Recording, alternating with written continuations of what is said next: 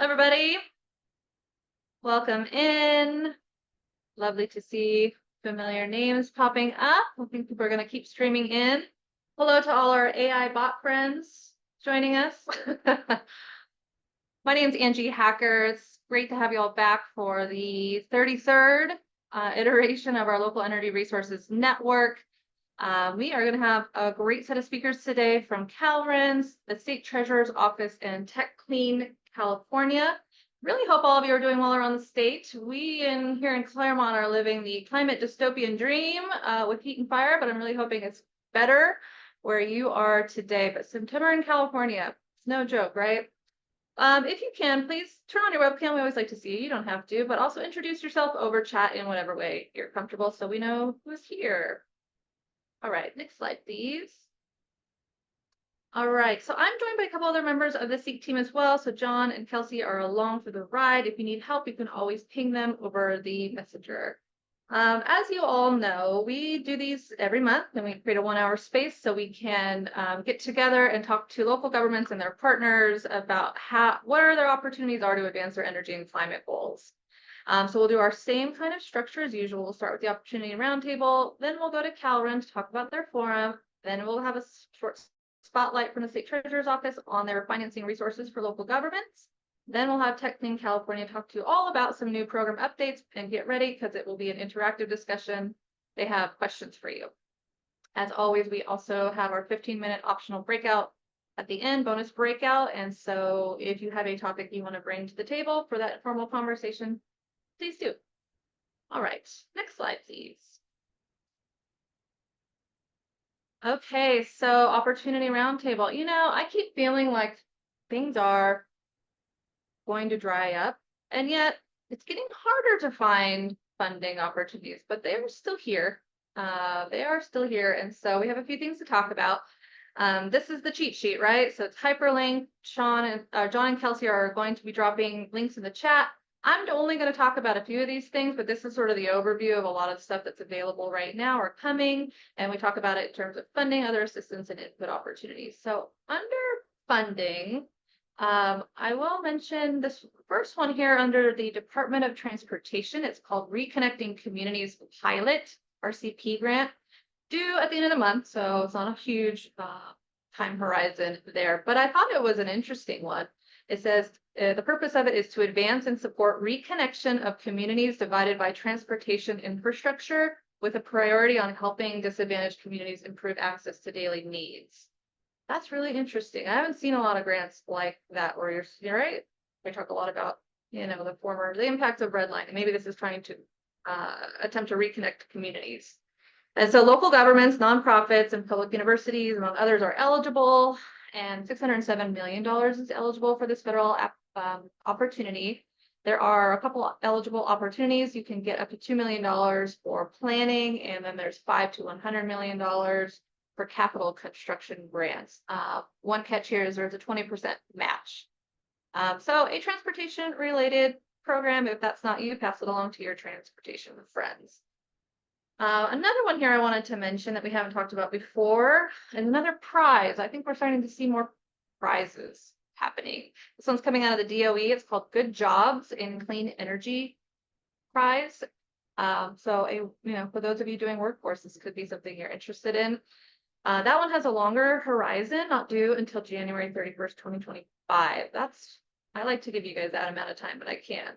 This one is designed to encourage coalition building in communities across the country that focus on creating quality jobs and fostering an equitable and inclusive workforce in the clean energy sector.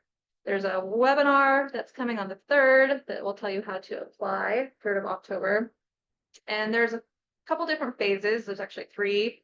Phase 1, you could get up to $50,000 in a cash prize for coalition formation. Phase 2, you can get up to $100,000 for developing a coalition action plan.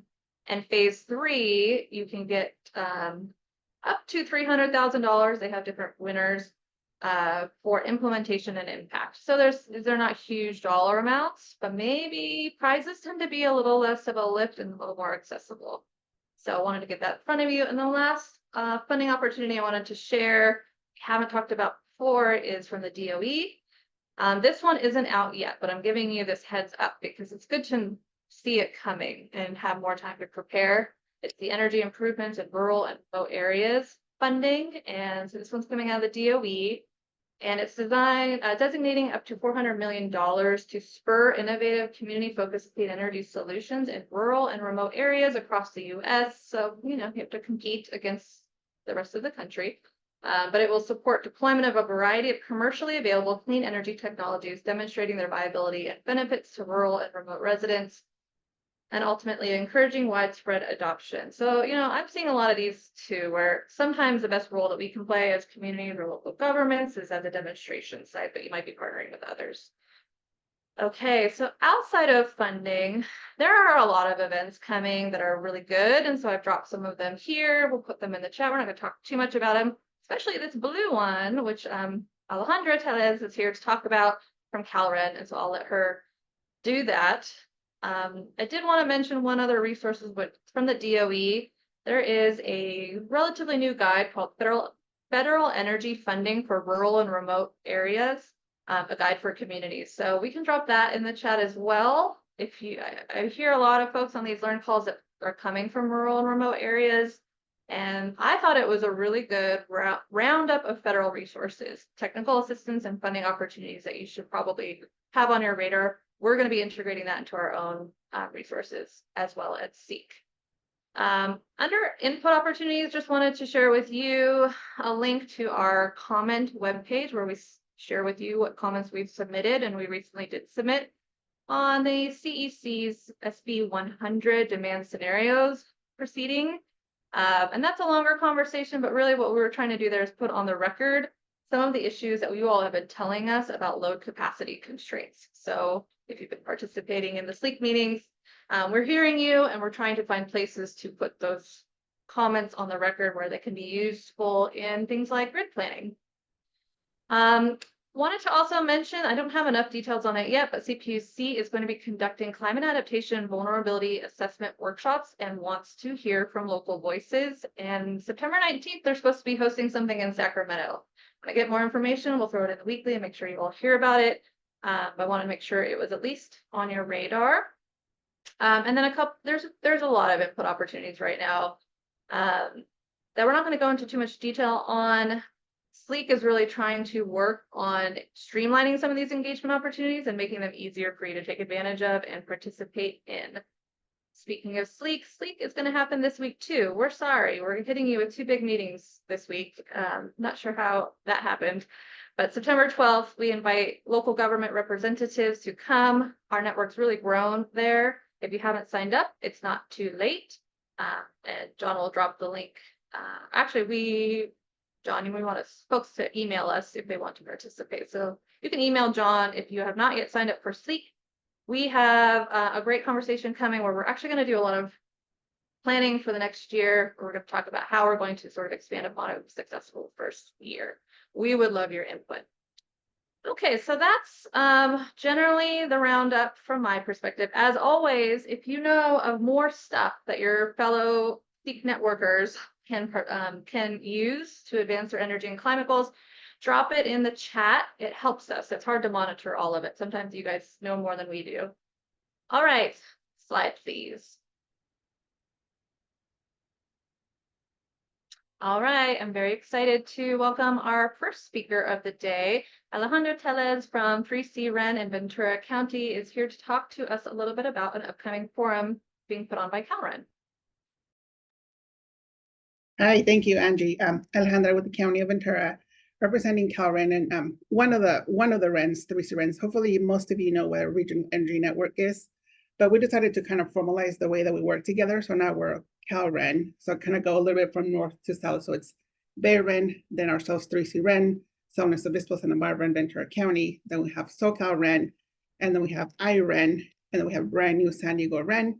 And we have 2 new RENs in the way coming. They're going to cover the rest of the territory. So as you can see, the RENs are growing. The RENs are approved and intended to fill in gaps of them by the utilities and the programs that they deliver. So we wanted to kind of, we already all together collaborating and kind of bounce ideas off each other. But we went to formalize. So this is where CalREN came into play. And we get together, we strategize, And this is one of our first events that we wanted to highlight all the workforce programs that we're doing and how we're each taking our different approaches to our region and how we're customizing to the needs. So this is our very first kind of stakeholder forum. We're very excited. Hopefully most of you can join. And we're just going to take this time to highlight all the work that's been happening. BayREN and CalREN have been around for 10 years. So that's a lot of history and a lot of program information that they have and kind of the work that they've been doing related to workforce. BayREN has, I think, their greenhouse calls. CalREN has a lot of different programs. They have their e-contractor program. They do a lot of work with younger school kids and kind of green jobs and kind of they have little kids that they take home. And then we have IREN and their energy fellowship program. And then we have 3CREN and the different programs that we have. We have high performance fundamentals. We have, it's like it's an 8 course and they get a certificate at the end. This was intended for existing professionals that want to upskill their existing skills, just to kind of learn more about green job and high performance. So just kind of give you a little bit insight into how each region is taking the workforce and how we all together want to advance the workforce that we have. Kind of how Angie mentioned, as more and more grants come the way, we want to make sure that we do more than just the program admin on our desk, but kind of get out there and kind of to all the people that are doing the jobs and the installation and how they're doing it up to code and how they're doing the best practices that they can. So hopefully most of you, all of you can join our forum on October 29th and just kind of basically talk about workforce. But moving forward, I think we're going to be able to highlight all the work that the rents are doing. So this is just one of many coming ahead. That's it. Alejandra, for being here. We're super excited to see all the updates with the RENs and this new forum, which is virtual, so it should be very easy for anybody to take advantage of. If you have questions for Alejandra, you can drop those in the chat. She's going to hang around for a little bit. Okay, let's go to our next slide. Okay, now I'm really pleased to introduce Tracy Hookhill from the State Treasurer's Office and with CATFA. So some of you all know CATFA, and then they do financing, and they came out recently with they're doing some promotion for some local government webinars around their financing resources. And I thought, well, hey, come and tell us about it. So they're here. Thanks for being here, Tracy. All right. Thank you, Angie. And thank you, CivicWell, for hosting this cool event and for everybody for coming out. What awesome team spirit I'm seeing here. Anyway, glad to be with you. And I'm here to give you a little pitch about a quarterly webinar series that the California State Treasurer's Office is hosting. And later this month, we are going to be featured on it, talking about Go Green financing. So let's go on to the next slide, please. So what is Go Green financing? So we are a program housed in the State Treasurer's Office, specifically in a financing authority called CATFA, as Angie let you know. And we live to attract private capital to the energy efficiency space. We do this by working with lenders in the single family space. That's primarily credit unions, and it's different kinds of financing companies in the business space. We work with the lenders to provide them with something similar to a loan guarantee, not exactly, but similar, and that enables them to offer better than market rate terms for energy projects. Financing is available for energy upgrades to single family homes, multifamily properties, and small businesses. And upgrades in our world includes everything from windows and insulation to decarbonization measures such as heat pumps and, kind of new for us, rooftop solar paired with battery storage and also EV charging. So we're pretty excited about these new offerings for Californians, especially since our interest rates and terms are so good. And let me just back up and point out the no surprises piece here. Our financing doesn't come with any fees, no hidden costs, no unhappy surprises coming in at customers there, and no property liens. also important in a post-PACE world. Excellent interest rates. These are unsecured loans for Go Green Home. Those rates start at 3.98%. Now, of course, that's not the majority of our loans are not 3.98%. They average over the last year was, I think, 5.65, somewhere in there. Go Green Business is currently hosting a promotion where we're buying down interest rates. So the rates can be as low as 0%. That's as long as the funding lasts. So these are good things to share with your constituents, probably, and we'll be telling you a little bit more about it. If you want to move on to the next slide, please.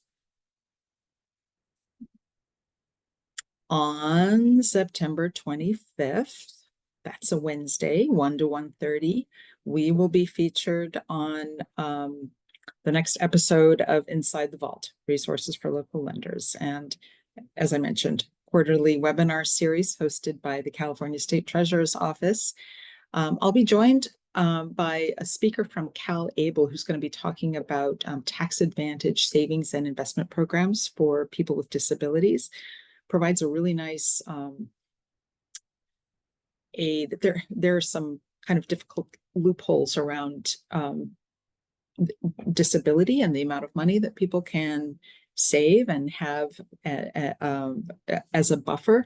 And this program really helps with that. So that's something to maybe let your constituents know about. And also there will be updates from Treasurer Fiona Ma herself on bonds and initiatives. And then yours truly talking a little bit about Go Green financing, maybe 10 minutes. You can also always reach out. Please go ahead and register there using the QR code. You can also reach out to me via email if you're interested in maybe getting some, information or a webinar for your city, your community. We're always happy to help in any way we can. Get the word out. Thanks. Thank you, Tracy. It's great to have participation here from the State Treasurer's Office, and hopefully some more interaction too as we talk more about sleep and things. So that's an opportunity. You guys can go and learn a lot more about financing that might be accessible to you. And if you have questions for Tracy, drop them in the chat. She's going to hang around for a few minutes also. All right, let's go to our next slide. Okay, well, this is a familiar face to many of you, Jeffrey Ling. He is from Energy Solutions. He's a Senior Energy Efficiency Manager. He has come a while ago to talk to us about the Tech Clean California program, and he reached out recently to see whether or not our network would be interested in some updates on this program, and we said yes. So a lot of you have had some interactions with Tech Clean California in its first round. And now it's expanding and growing in different ways. He's going to tell us about it. And then we're going to have a discussion about the intersections with local government and the Tech Clean California program. So thanks for being here, Jeffrey. I'll leave it to you. Yeah, thank you. Seems funny. My background, I've worked for BayREN, where many of you have met me. Also did work for Go Green Financing a couple of years ago. So I did, as Angie said, reach out because there are some exciting developments, and I want to make sure that as these things start to launch, that come back and give regular updates. And so that's why you're seeing me again, and hopefully you don't get too sick of me coming back. I will try to go through these slides. Some of these were presented in our quarterly stakeholder meeting a couple months ago, and we're having another one in September, end of September. But wanted to get to more of the discussion parts, so I'll get right to it then. Next slide. So for those who haven't heard of Tech Clean California, we are state-funded market transformation initiative to try to get to that 6 million heat pump installed by 2030 goal. So we have incentives, of course, as part of this program. But even more, we're trying to create the infrastructure. So trying to figure out, trying to work on things like workforce, making sure that there's enough training in our community colleges, making sure that there's financing available through, trying out different financing models to help people, and of course, coordinating with Go Green Financing, for example, to get these heat pumps installed. And a major part of what I'm doing is trying to make sure that this is done equitably so that communities aren't left behind, both on the consumer and contractor side. So we've been, we've received a number of rounds of funding, 120 million initially, then another 50 million, and now we're on our next round, which we're finalizing hopefully soon, which is $95 million in greenhouse gas reduction funds. As I mentioned, we have equity goals. 50% of our funding is meant to go to low-income households or disadvantaged communities. And so this is part of why I'm here and focusing on this issue. Next, please. So, as I mentioned, our goal, our strategic vision is, not just getting those individual projects done, but really to spur the market through all these different items: incentives, supply chain engagement, workforce development, consumer education. All this is important that, we build it together and not just, kind of hope that it happens. And we are trying a lot of, pilots and what we're calling quick start grants to test out different ideas, all for the purpose of kind of seeding this long-term transition to electrification. To date, we've had over 1,000 contractors participate, and this is since 2021, over 30,000 units on the single family side and over 10,000 on the multifamily side. What's exciting to me is on the equity, we have currently 46% of our incentives going to equity communities. And we have a number of ways to define that. I won't go into that, but you can find it on our website. And we're projecting 58% of our funds. So some of those are reserved, especially in the multifamily sector. And so that's why it's 46 currently, but we're thinking that'll be 58% soon. And what we've also seen is a growth in market demand, workforce capacity. And so we're starting to see that transition happening, as well as the decrease in the cost and household factor. Next, please. So, as I mentioned, we're about to receive this $95 million in funding from the Greenhouse Gas Reduction Fund. This means that we will, and again, this will set the stage for kind of the next phase of our essentially a relaunch of some of our incentives that we've had. And as I mentioned, because this is a statewide program, everyone in the state is eligible for these incentives, and 35% of that is bookmarked to go to priority communities. And those are some of our categories that we're talking about. Next, please. So and I will put this disclaimer that we're working on the details. A lot of this can change. I am going to put in the chat, for those who aren't part of our listserv, I highly recommend signing up so that you'll get, as soon as we finalize the details and we can mention specific launch dates, you will get an email. You'll also get emails about stakeholder meetings that we'll be holding at the end of September. So this is kind of a preview of what we'll be talking about, but again, so that as soon as we know, as soon as we can tell that, please sign up for that listserv. But we currently already have HVAC rebates, $1,000. And so this next round of funding, we will be able to continue that funding. So there's $25 million that will go towards incentives in the fall.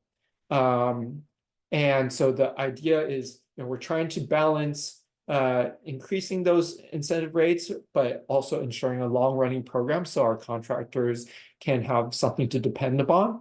We're also trying to figure out, how do we reach people who will benefit the most? Essentially, will be able to decrease their bill, and see positive bill impacts, but also balancing that with having a very easy to interact with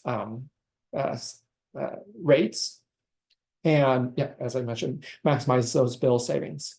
I will also, I'm not going to spend much time on this, just mentioning, and I think most people know that there's the HERA Phase 1 program is also set to launch in sometime this fall.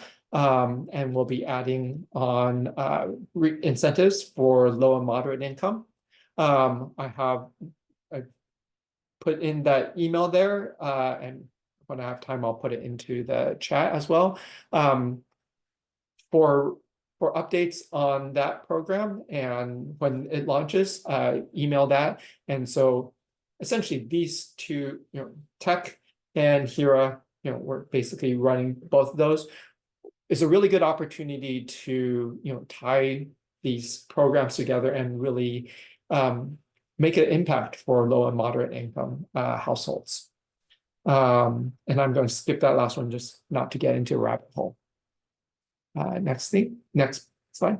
And so, overall, this is, generally the rebate structure for HVAC that we have, fairly simple and kind of just a minor tweak over what we've seen, what we have currently.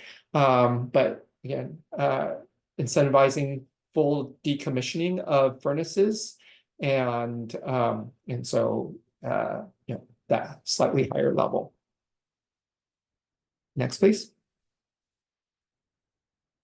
We are going to, trying to move towards more efficient systems. So the one-stage systems, basically the heat pumps that are just on and off, will no longer be eligible because, we're not seeing as much positive bill impacts for those systems, and we believe that's, for longer term market transformation, we need to, emphasize the efficiency. And then we're also switching to Energy Star units because that will line up with what the HERA rebates are looking to do. Similar, one kind of new item will be demand response. Really, we're trying to get all these, not just the savings from the units, but also making sure that we're, maximizing the benefit for the grid. And so currently that's been required for heat pump water heaters. So it's going to be added to the heat pump side as long as there is an eligible program. And I can provide the this presentation afterwards, so you can find that link for program options. And as I mentioned, dual fuel is still allowed, but we're incentivizing phase out of those gas backups. Next, please. On the heat pump water heater side, again, we, as many of you know, we had to pause the heat pump water heaters just because the rebates went quickly. So we are, again, also this fall relaunching that program. It's going to be about $12 million, and it will be for single family and small multifamily. I will say, because we saw different rates of adoption between Northern California and Southern California, there will be different amounts based on which territory you're in, and this is most based on electric utilities. So SoCal will have a little bit more, but again, we will have information about that as if you're signed up for the listserv. And the great thing is, if people have been participating, the requirements are the same, mostly the same, and so contractors, who are familiar with that old, our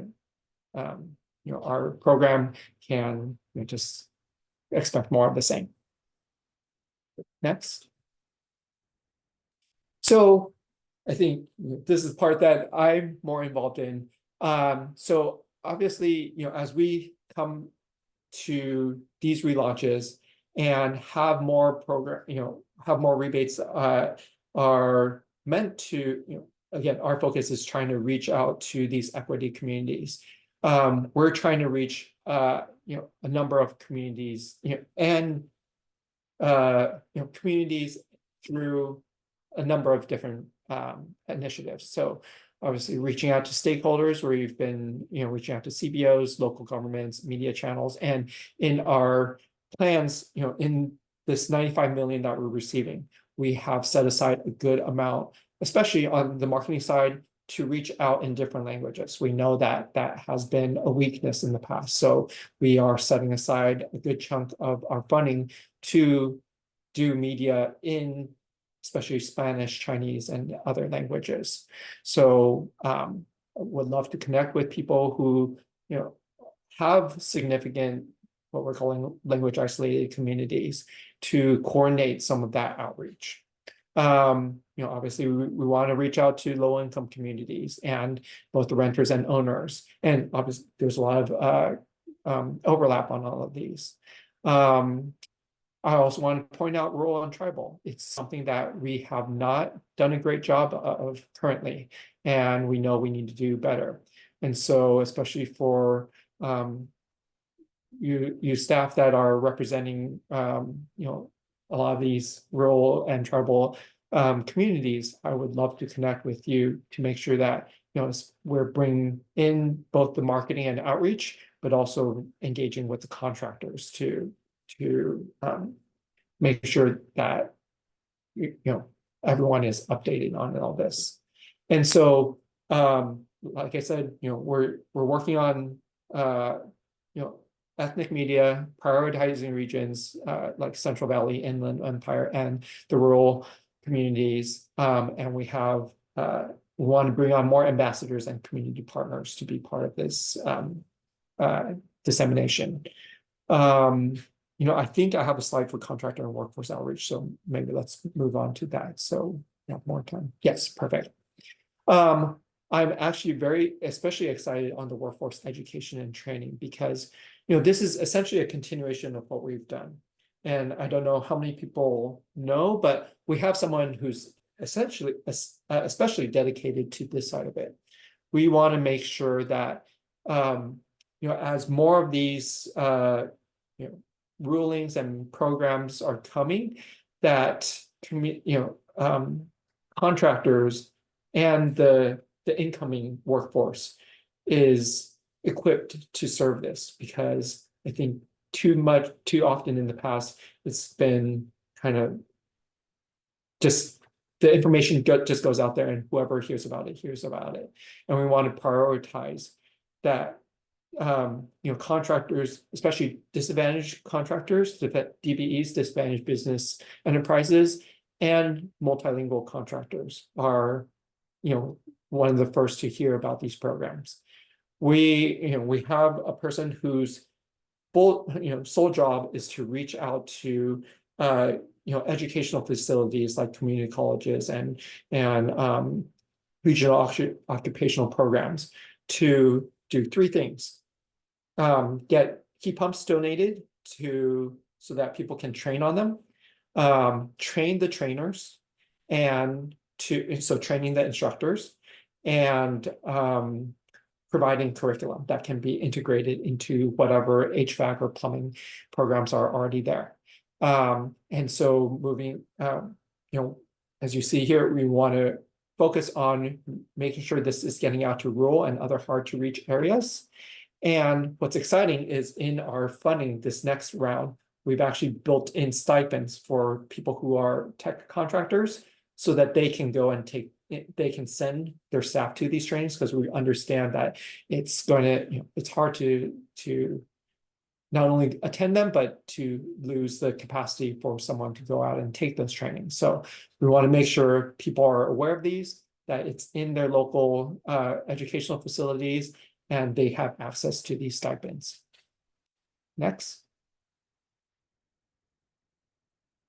And so here are the ones that we have already reached out to. You may see some in your area, but like I said, we need to reach more of them and train. You know, our goal is so that no one goes through these HVAC and plumbing programs without having hands-on experience with the heat pump.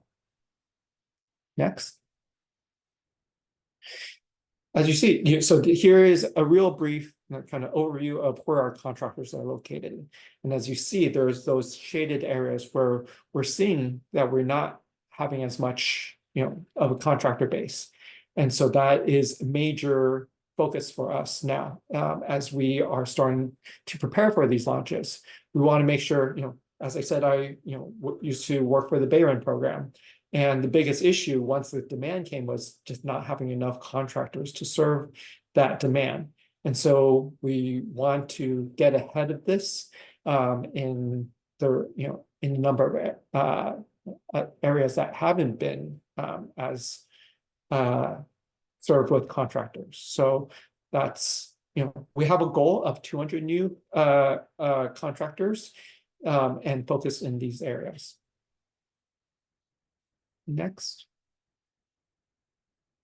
And I think this may be a little bit of a repeat, but just want to reemphasize that, yeah, we have these trainings available. They're free, and we work with, local contractors.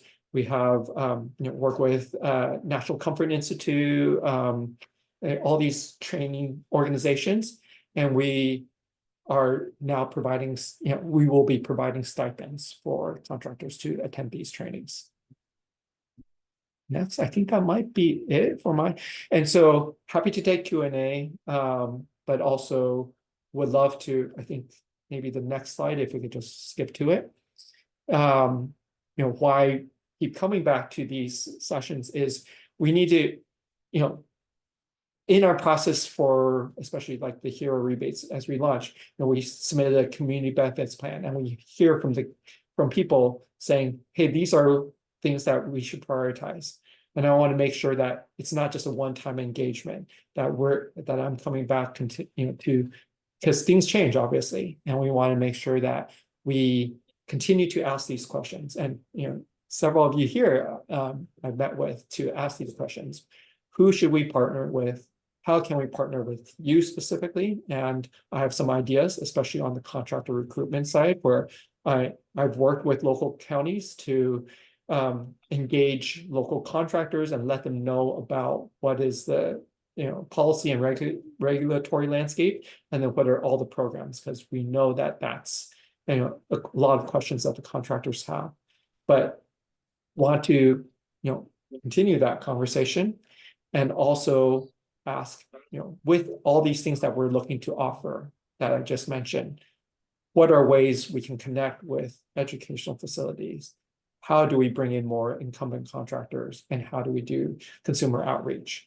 And so I wish, I was a little bummed that Jamboard closed, because I would have loved to have people put, sticky notes and let us know, what we could do. So for now, I have asked Angie if we could just have people put it in the chat, and I will copy the chat, and me and my team will follow up. But would love for any of you to put any thoughts you have into the chat, and then now go back to Q&A that I'm sure I have not looked at the document yet. Thank you, Jeffrey. Yeah, there are a few questions we should tackle first, and then let's get into discussion. And just to say thank you for sharing all of the updates. Happy to see the successes, and really happy that you asked to come here, because obviously you guys are not the only player in this residential, very complex market. Yes. And a lot of the folks here are looking, I think there's a huge opportunity for coordination here. Okay. Exactly. So one of the questions is from Jessica: what portion of current funding for tech is coming from HERA phase 1? So HERA, so they're based, HERA is the IRA federal funding. And so this first round HERA phase 1 is 80 million. And that's a separate funding from Tech Clean California. So Energy Solutions is managing, kind of the prime implementer for both, but they are separate. So there's the 95 million that's to do, the incentives, but also a lot of the infrastructure work. And then the 80 million from HERA, most of that's going to be going straight to incentives. And that's why, we were, at least, we could leverage the work that we've done for Tech Clean to benefit HERA as well. So that's kind of how those two buckets work together. Thank you. Jessica's also asking for heat pump water heaters, what is the area cutoff for small multifamily to be eligible? To be honest, I will have to get back to you on that.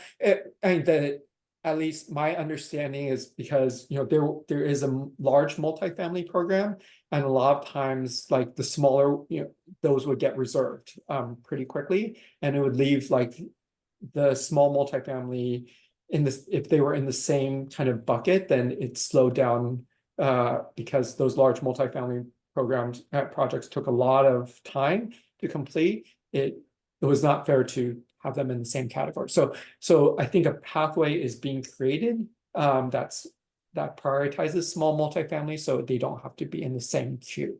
So that's where that small multifamily funds will go for heat pump water heaters. Thank you. I've got 2 questions from Alice, and then I think we could transition over to discussion. And I want to invite people too. You can raise your hand. You can throw things in the chat, but raise your hand too, and we'll have a discussion. Yeah. Okay, so Alice is asking, thanks for the update. Is there any way tech could be modified to allow the full $1,500 rebate for units that are in DACs or defined as eligible without previous air conditioning to cover extreme heat needs, especially in urban heat islands? Thanks. Sorry, I got lost a little bit. Maybe. Talking about modifying the $1,500 rebate for units that are in DACs without previous air conditioning to cover extreme heat needs. And Alice, if you want to clarify that question more, feel free to unmute yourself. Yeah, sorry. Thanks for the great presentation and information, Jeffrey. The question is, if you do not have pre-existing AC, DAC or non-DAC, you cannot qualify for the full 1,500. You only get the 1,000. So my question was, if you are in a DAC or in some other eligible situation that we could define to prioritize equity, could we actually move tech to qualify those properties for the full 1,500? Got it. Thank you. I will have to check with our team. I will say I have not been on the incentive design teams, but I can definitely talk through and bring this feedback. That would be great, because I'm trying to work on especially in-home childcare centers. So the benefits of actually providing that and having the AC in a childcare facility in home, whether it's 6 or 12, is huge. Yeah. Thanks. Yeah, of course. Alice had another question here. She asked, what sort of readiness or prereqs are required for these heat pump and heat pump water heater trainings to become a contractor? To be a contractor, like to be a tech enrolled contractor, it's basically the appropriate license. So that's B, C20s, and C36. And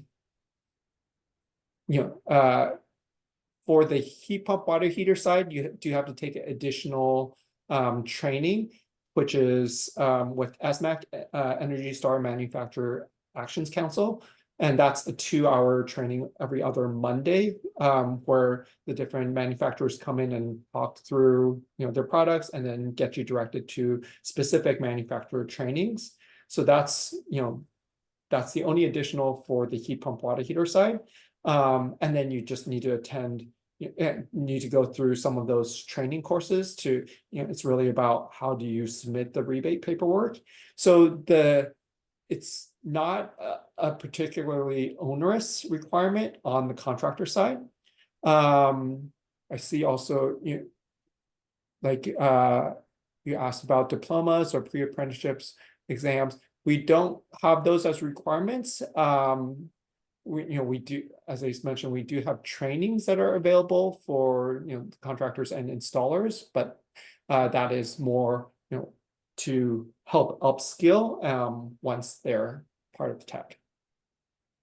Thank you, Jeffrey. All right, let's dive into this discussion. I see Tessa with her hand raised, so let's go to you. Thank you. I work for SoCal Regional Energy Network on the Workforce Education and Training Program. We are going to be launching a decarb class that focuses on heat pump installation for our e-contractors program. Yes. I would love to talk with you or have you speak with the folks that are putting this together to be sure that we're following best practices according to what you are saying. I would love to make that connection as a local government to you.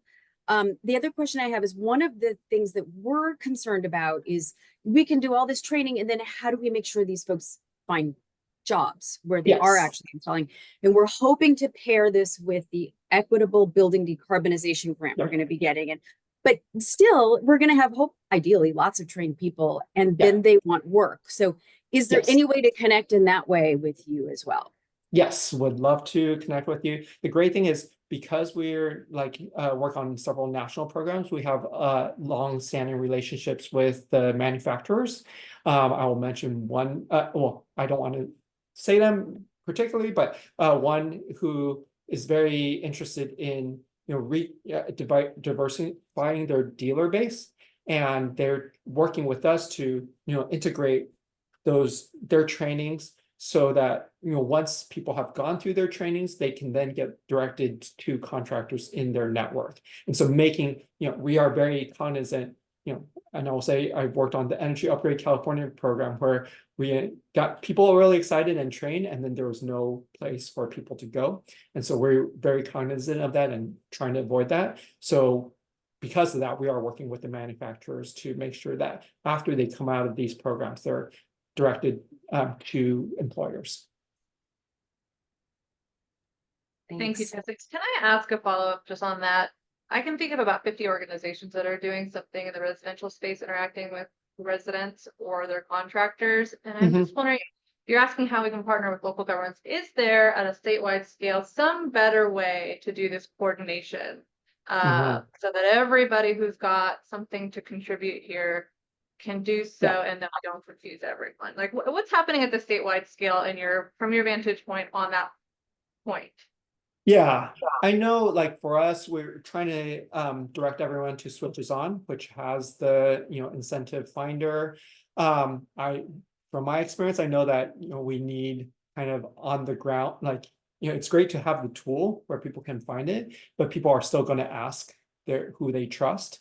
And so one of the things that we're starting to work on, and we've started to do with SCE, is hold trainings for CBOs, who are, they're the ones that people go to apply for SNAP or other benefits, and integrate, hey, here are all the, not just tech, but also here's the energy efficiency program, here's tech, here's the demand response, here's where you go for TOU education, here's where you go for solar.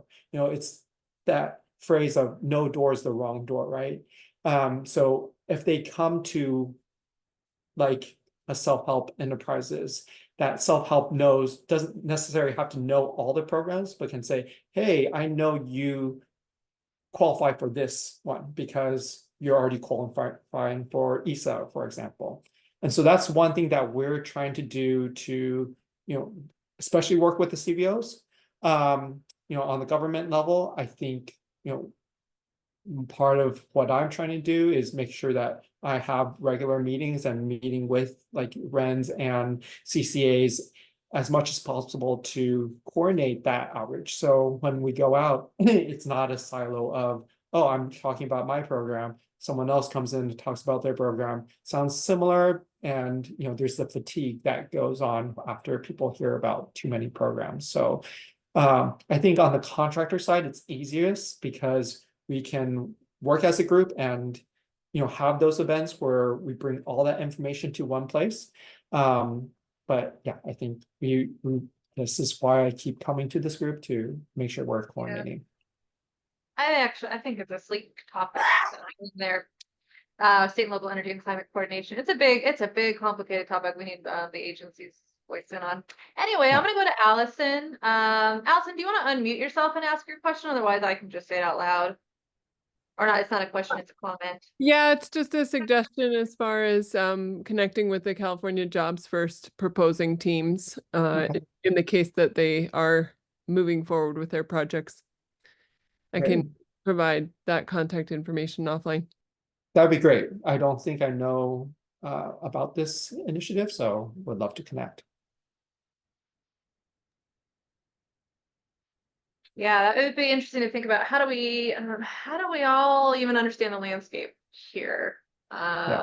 Anybody doing an analysis, or it changes all the time, it's changing a lot right now. And I Cooper will has say, go ahead. Go ahead. So that just reminded me something that's I personally find exciting is one of the things we just need better statistics on equity. Having run a equity program from BayREN, it's hard to collect this data, right? Like, do we know like our households which primary language they speak? How many of our contractors are coming from our disadvantaged business enterprises, and how many are multilingual?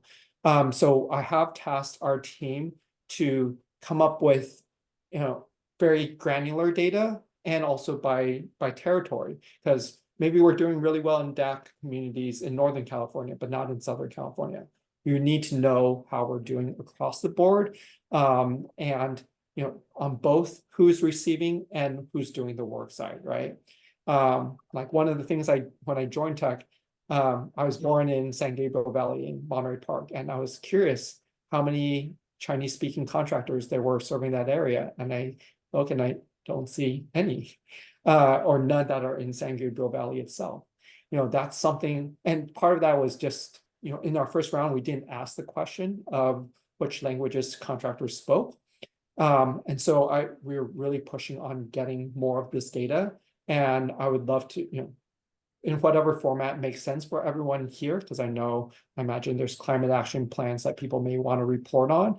Would love to bring, not only our overall data, but also our equity data on, on how each of these interact, like who's getting these projects, who's doing the work, and also kind of that interaction between the both, because maybe we have disadvantaged businesses, but they're not serving their community.